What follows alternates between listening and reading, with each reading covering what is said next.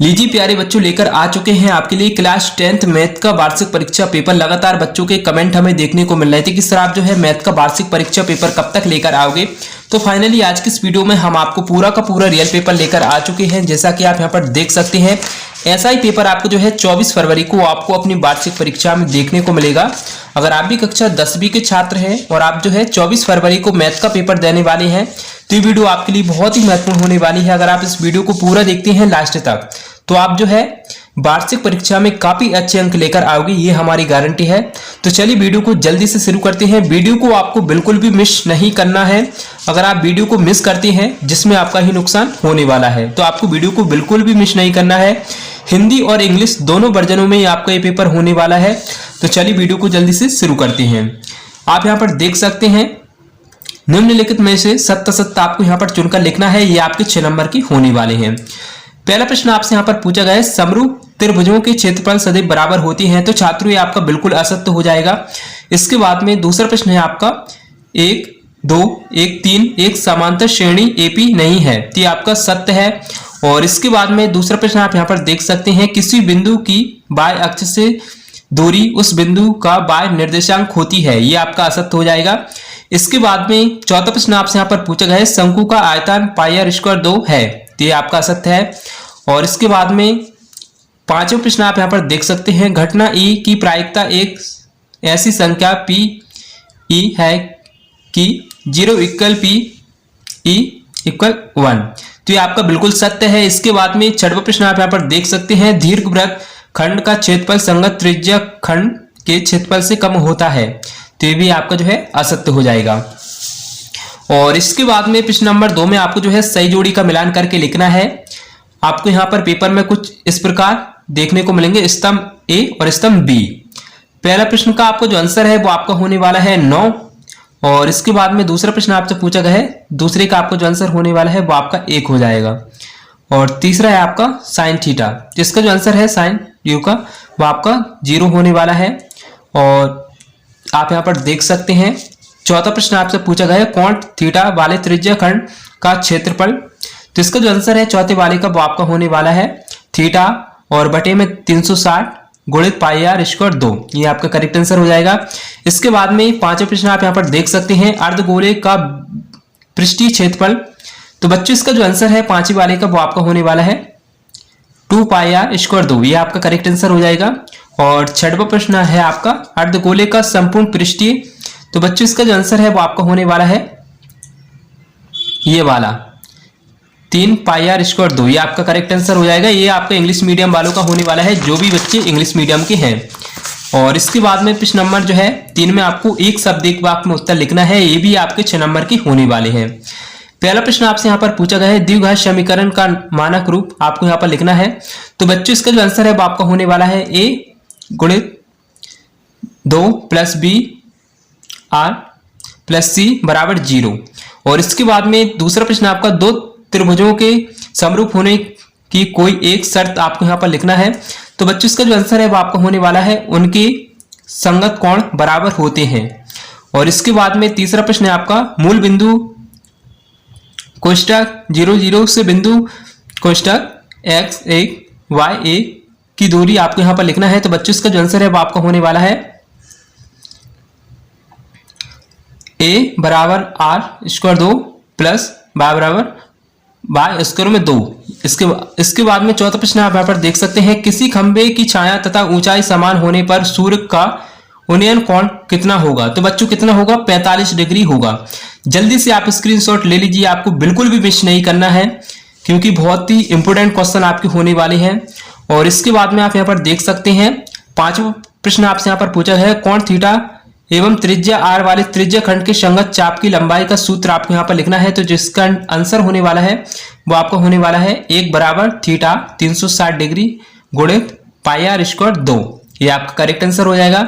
और इसके बाद में छठवां प्रश्न आपसे पूछा गया है, वर्ग 20 40 का वर्ग चिन्ह मध्य बिंदु आपको यहाँ पर लिखना है। तो इसका जो आंसर है वो आपका 30 होने वाला है।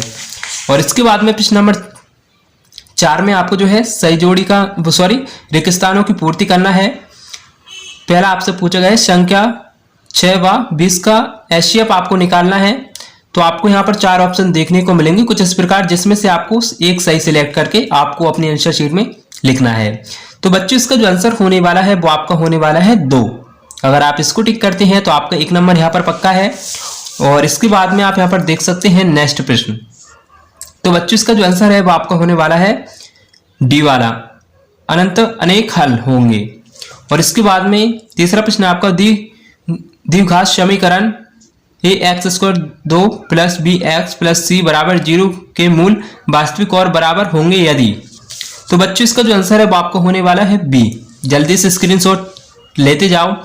और चौथा प्रश्न आपसे पूछा गया है AP 2, 4, 6 का 10वां पद है 2, 18, 20 या फिर 22, तो कितना है 20 है।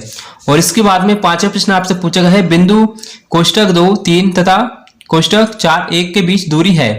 तो इसका जो आंसर है वो आपका होने वाला है फर्स्ट वाला √8 आपका करेक्ट आंसर हो जाएगा। और इसके बाद में छठवां प्रश्न आपसे पूछा गया है एक वृत्त की कितनी स्पर्श रेखा हो सकती हैं 0, 1, ये 2 या फिर अनंत, तो कितनी होंगी अनंत होंगी। और इसके बाद में आप इंग्लिश मीडियम वालों को होने वाला है। और प्रश्न नंबर 5 में आपको जो है रिक्त स्थानों की पूर्ति करना है। पहला आपसे पूछा गया है √2 एक डेसिमल संख्या है, तो क्या है अपरिमेय संख्या है, अपरिमेय इसका राइट आंसर हो जाएगा। इसके बाद में दूसरा प्रश्न आपका एक बहुपद जिसकी घात 3 है वह डेसिमल बहुपद कहलाता है, तो क्या कहलाता है त्रिघात बहुपद कहलाता है। और इसके बाद में तीसरा प्रश्न आप यहाँ पर देख सकते हैं, तो इसका जो आंसर है वो आपका 1 होने वाला है। और चौथा प्रश्न आपसे यहाँ पर पूछा गया है सभी सर्वगमस सम त्रिभुज डेसिमल होते हैं, तो क्या होते हैं समरूप होते हैं। पांचवा प्रश्न आपसे पूछा गया है वृत्त को 2 बिंदुओं पर प्रतिच्छेद करने वाली रेखा को डेसिमल कहते हैं, तो क्या कहते हैं छेदक रेखा कहते हैं। और किसी घटना E के लिए P कोष्टक E + PE बराबर, तो बच्चों इसका जो आंसर है वो आपका 1 होने वाला है। अगर आपने अभी तक स्क्रीनशॉट नहीं लिया है तो जल्दी से स्क्रीनशॉट ले लीजिए। और बच्चों आप यहाँ पर देख सकते हैं ये आपके 2-2 नंबर के प्रश्न होने वाले हैं जो कि आप यहाँ पर देख सकते हैं। और 8वां प्रश्न आपसे पूछा गया है त्रिज्या 14 सेंटीमीटर वाले वृत्त एक चाप केंद्र पर 45 डिग्री का कोण आंतरिक करता है। और इसके अथवा में आप यहाँ पर देख सकते हैं 7 सेंटीमीटर त्रिज्या वाले एक वृत्त के चाप की लंबाई ज्ञात आपको यहाँ पर करना है जिसका कोण 60 डिग्री और कोष्टक πr बराबर 22/7। इसके 9वां प्रश्न आपका 2 खिलाड़ी ए और बी टेनिस का एक मैच खेलते हैं। यह ज्ञात है कि ए द्वारा मैच जीतने की प्रायिकता 0.63 है, बी के मैच जीतने की प्रायिकता क्या होगी वो आपको ज्ञात करना है। और इसके बाद में आप यहाँ पर देख सकते हैं इसके अथवा में दिया गया है एक पाशे को एक बार फेंकने पर अभाज्य संख्या आने की प्रायिकता आपको यहाँ पर ज्ञात करना है। बच्चों आप यहाँ पर देख सकते हैं एक क्वेश्चन आपकी वार्षिक परीक्षा के लिए बहुत ही इंपोर्टेंट होने वाला है। और 10वां प्रश्न आपसे पूछा गया है एक थैले में 3 लाल और 5 काली गेंदें हैं। इस थैले में से एक गेंद यादृच्छिक निकली जाती है, इसकी प्रायिकता क्या है कि गेंद लाल हो लाल नहीं हो, उसके बारे में आपको यहाँ पर बताना है। और आप यहाँ पर देख सकते हैं ये सवाल जो है हर साल एग्जाम में पूछा जाता है, तो आप इनकी बिल्कुल एक तैयारी अच्छी सी करें, रट कर जाना बिल्कुल। और आप यहाँ पर देख सकते हैं 52 पत्तों की अच्छी प्रकार से फेंटी गई एक गड्डी में से एक पत्ता निकाला जाता है।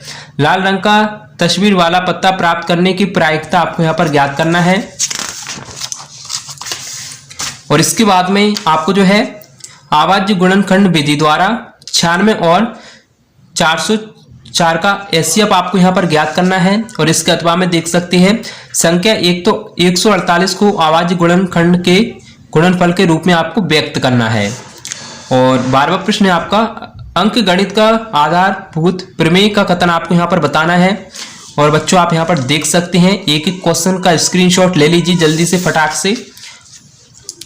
इसके बाद में 4u² में 2 + 8u के शून्यांक आपको यहाँ पर ज्ञात करना है।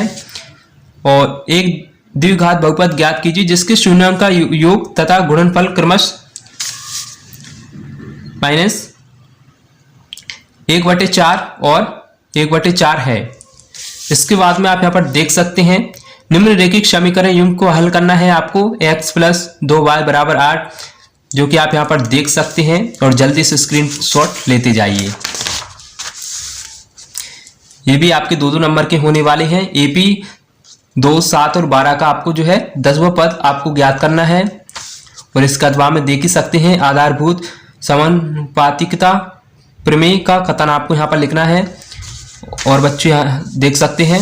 और ये आपके 3-3 नंबर के होने वाले हैं। सिद्ध करो कि वह बिंदु से वृत्त पर खींची गई स्पर्श रेखाओं की लंबाई बराबर होती है, और जो कि आप यहाँ पर देख सकते हैं। बच्चों आपको लगभग इसमें से कितना पेपर आ चुका है, ये आपके 4-4 नंबर के जो है सवाल होने वाले हैं, जो कि आप यहाँ पर देख सकते हैं।